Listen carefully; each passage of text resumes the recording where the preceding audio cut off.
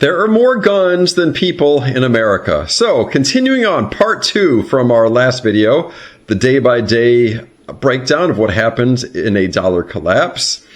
We re-examine a comment that kept appearing under the last video, which was, yes, but America has more guns than people. And that does change things, because if you study real collapses, not movies, not zombie fiction, but actual societal breakdowns are one factor that radically changes the equation, and that is an armed population. And so today, we examine what guns actually did during collapse scenarios, what happened in Bosnia in the 1990s, why urban to rural migration becomes dangerous, whether lone families survive better than groups or vice versa, why most Hollywood collapse fantasies are wrong, and what history says about protecting food, property, and loved ones when systems fail. And before we start, this is not a call for violence, and this is not fantasy role play. This is historical analysis. Because if you look at every major collapse, Bosnia, Venezuela, Argentina, Lebanon, the Great Depression, Katrina, and others, including parts of South Africa today, one lesson keeps repeating. When institutions weaken, security decentralizes. And in America, that reality would look very different than Europe. So let's go with what happened in Bosnia. There were the forum posts that shook the internet. So if you were on survival forums in the late 1990s and early 2000s, you probably remember the famous post from a man often called Selco. He claimed to have survived during the Bosnian War. Whether every detail was perfectly accurate almost doesn't matter at this point, because the broader themes were repeatedly confirmed by people who did live through that conflict. The core message was terrifyingly simple. Civilization disappears much faster than people think. And according to the accounts, cities lost power, snipers appeared, water systems failed, hospitals collapsed, police fragmented, small armed groups controlled territory, and one lesson came up constantly. Lone families were vulnerable. Groups survived better. So the most important survival unit was the block. In Bosnia, the people who lasted were often extended families, apartment groups, neighborhood alliances. Now, why was this? Well, because one person cannot guard 24/7 and sleep safely, gather supplies, and watch multiple directions. So groups allowed rotating security, shared intelligence, mutual defense, shared food preparation, and this is one of the biggest misconceptions Americans have about collapse. People imagine one guy, one rifle, one cabin, but historically, that's not usually the winning formula. So why would America be different? Let's talk about the elephant in the room. The United States has an estimated 400 million plus firearms, tens of billions of rounds of ammunition, a deeply embedded gun culture, and that changes the psychology of collapse dramatically. In many countries, citizens are disarmed and criminals dominate. In America, resistance potential is everywhere, and that creates both stability and instability simultaneously.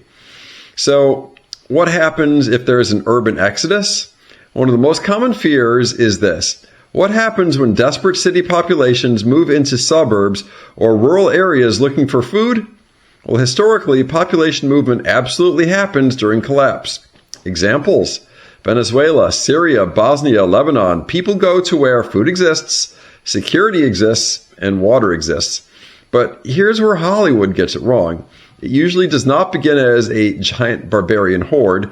It begins first with relatives and then refugees, hungry families, isolated theft, and opportunistic crime. The darker scenarios emerge later, after institutions fail for extended periods. So, what people actually steal first?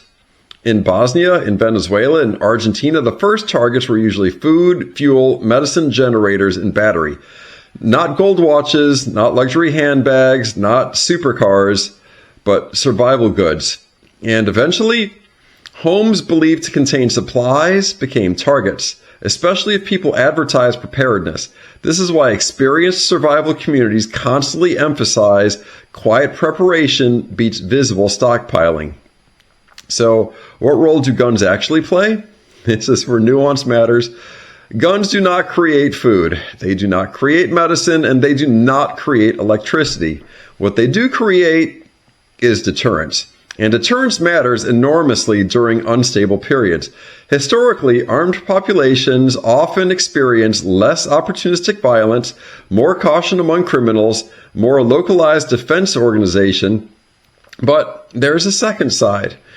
The more armed a society becomes during collapse, the more dangerous escalation becomes, because now every confrontation carries lethal potential. And so, who are the real winners in a collapse? Here's the uncomfortable truth. The people who often fare best are not the richest, the toughest, or the most aggressive. It's usually people who combine preparation, community, discretion, and adaptability. In Bosnia, accounts repeatedly emphasized trading skills, social trust, and information networks. A mechanic, a medic, somebody who could repair generators. Those people became incredibly valuable. And so, the defensive advantage of suburbs and small towns. Let's examine that. Urban density becomes dangerous when food is scarce, utilities fail, and policing weakens. Why?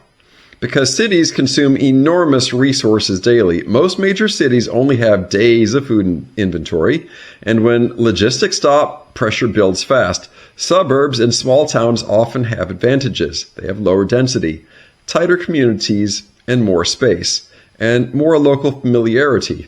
They also face challenges, such as defending larger physical areas. So, why are rural areas not automatically safe? Many people romanticize cabins, farmland, and remote isolation, but history suggests isolated homes can become vulnerable if they appear well supplied, they lack alliances, and they cannot monitor approaches. Again, groups matter. Communication matters, and trust matters. So what happens to law enforcement? One major Bosnia lesson: police don't necessarily disappear, they fragment. Some remain professional, some protect communities, some quit, some become corrupt. The same thing happened in Venezuela, Lebanon, and Argentina during severe unrest. The assumption that the government instantly vanishes is usually wrong, but more often enforcement becomes inconsistent at best. So what's the psychology of collapse? The most dangerous moment is not always peak starvation. It's the realization moment, the moment people understand help is not coming. That psychological shift changes behavior dramatically. At first, people cooperate, they ration, they wait. And then eventually, desperation overrides normal social rules. And historically, that's when violence rises and fastest. So what actually holds societies together? This is the final lesson Bosnia teaches. It's not guns, it's not governments, it's trust. Communities that retain social cohesion, local leadership, and communication often stabilize faster. Meanwhile, areas with fragmentation, distrust, and factionalism degraded and rapidly. So, America become Mad Max? Probably not, at least not nationally. What's more realistic is an uneven collapse, uneven security, and functioning and unfunctioning regions, failing and surviving regions, parallel economies, localized unrest. Some communities would organize remarkably well, others would spiral. And in a heavily armed society like America, the balance between deterrence and escalation would define everything. So, if systems failed for 60 days, would your neighborhood become cooperative or predatory? Because history suggests that answer matters more than almost anything else. And now you know the rest of the dollar collapse story and the role guns play. Build that stack. iBankerU. Good day.